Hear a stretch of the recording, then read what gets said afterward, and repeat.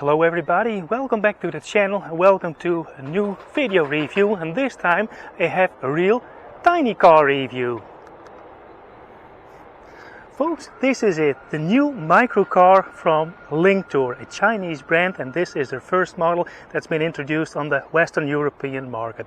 It's called the Alumi, and Alumi refers to aluminium or aluminum as you Yanks say, because the company also has a background in mining and producing aluminium. In fact, it's the world's largest producer of aluminium. And this is their first car. It's available in two versions, or in two categories I must say. It's the same car both times. In the L6 category, it's a four-wheeled moped, and you need the European AM driver's license for it. And there is the L7 version, which is this car, which is a normal car, but it has a limited top speed. It's really intended as an urban mobility solution. So let's do a quick walk around first. And the first thing that you'll notice is that it looks very different from other cars in this segment, in the microcar segment. And that's appreciated by design juries, so it has been awarded with a Red Dot Design Award and I believe a German Design Award. So it already received two design awards before it was even launched on the European market. So let's give this car a quick walk around. As said, this is the L6 version, and it's pretty hard to distinguish from the L7 version, but the main differences are the wheel size. The L7 version gets 14-inch wheels, whereas the L6 gets 13-inch wheels. And also because it has a higher top speed, the L7 version gets this little spoiler on the back. So the PR rep just corrected me on my spoiler remark. So this is the actual spoiler that you will get on the L7 version. It's a significantly larger spoiler that runs from, say, the B pillar all over the car for air guidance. So that little spoiler on the heads is standard on all models. Now this is a real refreshing color. It's available in 4 colors. The standard color is white. If you want another color, there are 3 other choices, amongst which this light green, which suits the car really well. And the additional cost for this color is €395. Let's look at the front. One big wiper. Only thing they might have changed in my opinion is this arm that looks a bit off, because the rest of the car is really well styled. What you see are those little light bars, and I can start the car in a moment and show you. But on top there you have the daytime running lights, and below here are real LED matrix headlights. Full LED matrix headlights which come as standard on this Linktour. On the side there is a little design gag, and that's that hammer shape that refers to the Greek mythology, and that's very significant to Chinese culture to have some historic cultural references and mythological references, and that hammer is one of them. And later on you can get accessories, so you can fill in this little plate here to personalize your car. Folding mirrors. This is the top of the range trim level, which also has a backup camera and such. And I also think that the rear of the car is very well designed with full LED taillights. Now the odd thing about microcars always is that they look a little bit cheap. They are engineered and built to a cost. This really looks more like a grown-up car. The structural body of the car is completely made out of aluminium, and that keeps the weight low and keeps the range up, because I forgot to mention this car is always an EV. Also available on this car is the panoramic sunroof. It's too bright for you or too warm, Linktour can deliver a panel on the inside so you don't get the heat in there. But this glass sunroof has an 89% UV block, so you won't burn your skull, as I usually do in my older cars when I'm not wearing my hat.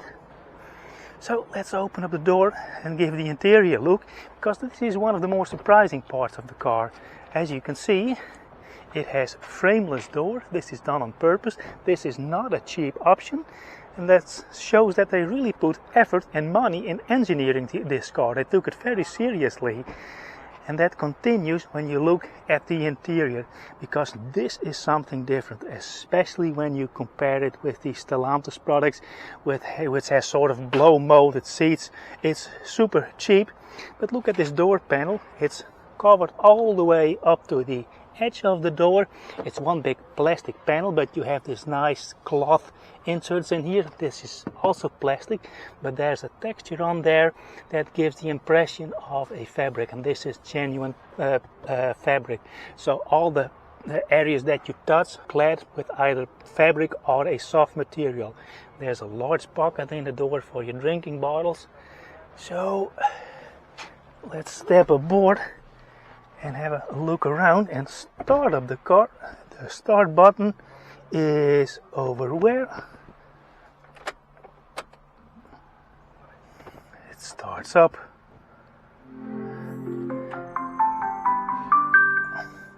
That was impressive. So it's a little bit dusty, but they have this plastic cover on there and I don't want to tear it off. This car is for a customer. You have a small screen in here. It's a TFT screen, I believe. No, it's an LCD screen looking up close with all the necessary information. A power gauge, a state of charge gauge, a range indicator, center touchscreen. This is not on the standard version, but all other models in both the L6 and L7 version get this 10.25-inch touchscreen. It has Apple CarPlay, Android Auto, and this car even comes with air conditioning, but air conditioning is both for the L6 and the L7 model, exclusive to the top trim level. Now let's see what's in here. This is the home function. Some display settings and the trip gauge. Display settings, you can set the brightness. Here are the HVAC controls, but luckily we do have a physical button for the AC over here.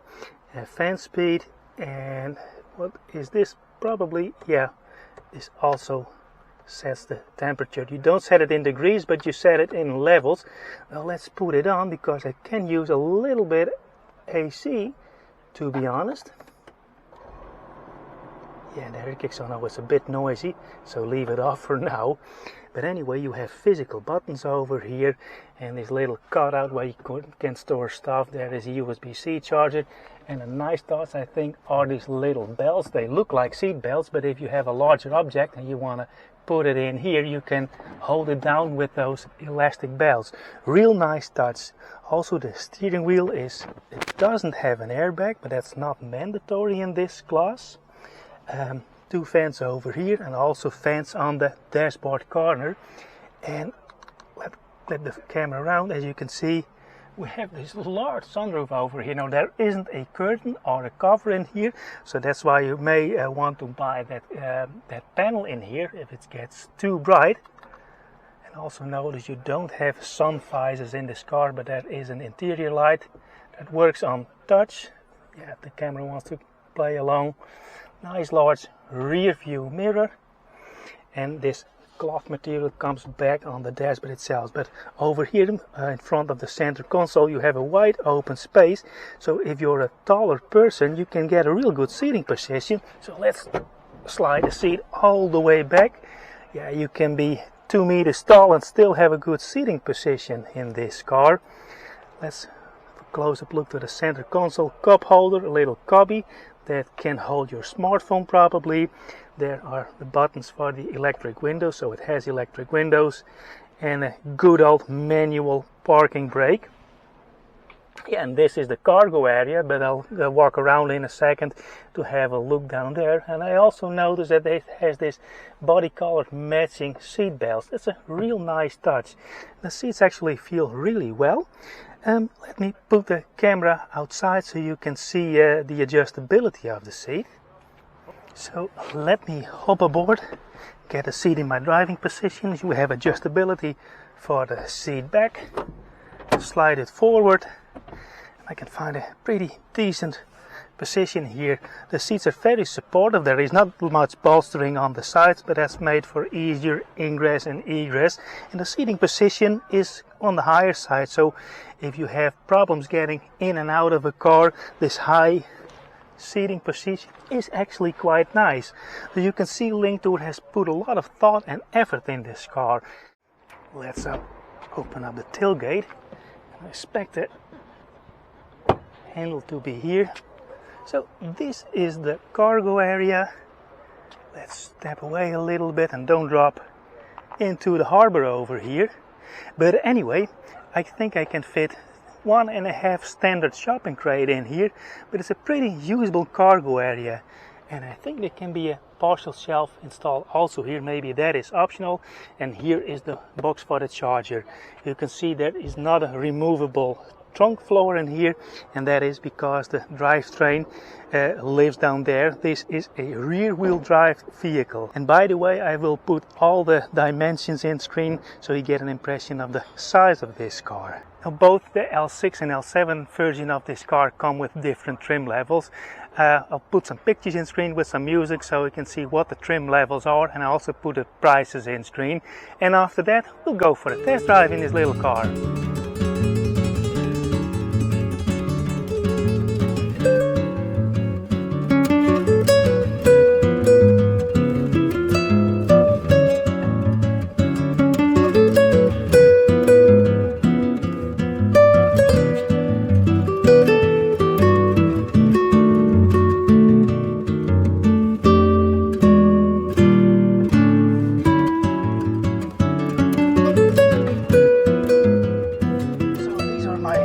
First meters in this car, and admittedly it drives nice. Already feels a little bit bumpy on the front axle, but that's because it's pretty low weight. So let's do some running across Amsterdam. It's so nice to have air conditioning in a car as small as this one. Let's give way to those pedestrians. This also is a good test for the overall visibility of this car. So the A-pillars extend pretty far forward, but thanks to these little corner windows you have a good view towards the outside. And when I just backed up, I noticed this car also has a backup camera, which is pretty darn nice to have.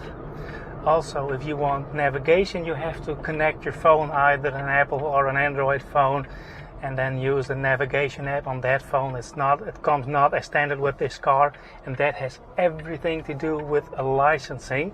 So I do notice that the B pillar is a little bit on the wider side of things, but overall I'm almost sitting in the back of the car. Overall visibility is good. Well, the accelerator response is very nice and very linear, very predictable, which I think is super important for the electric cars. I don't know the power output, but I do know that the torque for both versions, I believe, is 95 Newton meters, which is plenty for a car this size. One thing that I notice is there is a little bit of unrest in the suspension. It's a little bit wobbly on the front axle, probably because the most weight is on the rear axle. The right is a little bit bumpy, but then again, I've never driven a car with this short of a wheelbase. And the steering is also pretty direct. Could be a little bit slower for my taste. I'm trying to get a hang of it. It's very, very maneuverable, and that's exactly what you want in a city car like this. And just at the press launch, the company director said that this car is intended really for people who live in a city or in an urban area and don't have much parking space and do want an electric car. In that case, this is a real smart choice. Usability, the interior space is nice, and especially the fit and finish of this interior is so nice. Nice to see this leather-like materials. They really put effort in this, and I can appreciate that.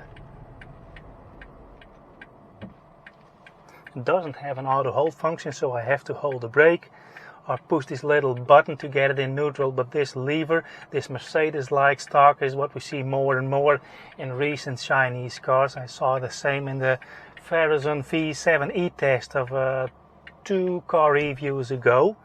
Also, the wiper has 2 intermittent speeds, low and high speed, and pushing the button activates the washer of the windscreen. Okay, let's do a little acceleration test.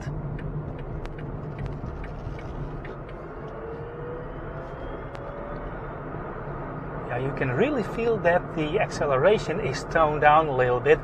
Notice that there is much more torque in the engine than it's going to the wheels at this moment, and that is because the L6 version has to be slowed down to 45 kilometers, and they've done the same in this car. You don't want a little car because thanks to its torque and its weight it could actually be really fast, but you can tell that they toned it down by means of software for the safety of the driver and other people out on the street. So we're actually in an urban area right here, so let's do some maneuvering tests. There are some garages over here. Try the turning radius. Oh man, I was worried I could make a full turn, but I can ride an 8 on the width of this road.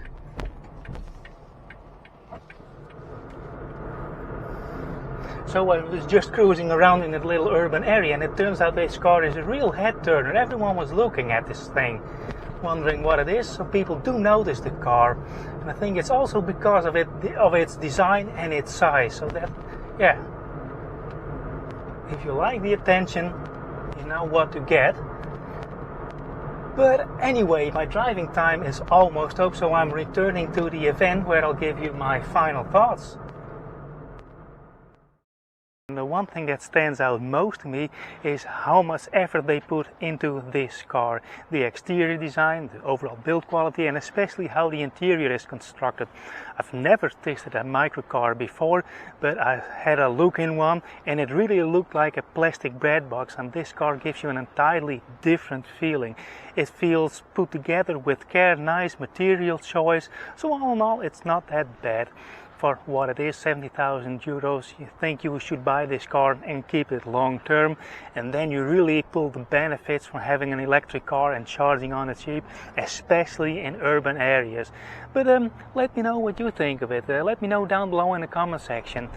Anyway, that's it for this real tiny car review this time. I hope you liked following me along, and if you did, let me know by giving me a like, subscribe to my channel, put on notification, and if you want to help support the channel, you can do so by buying me coffee.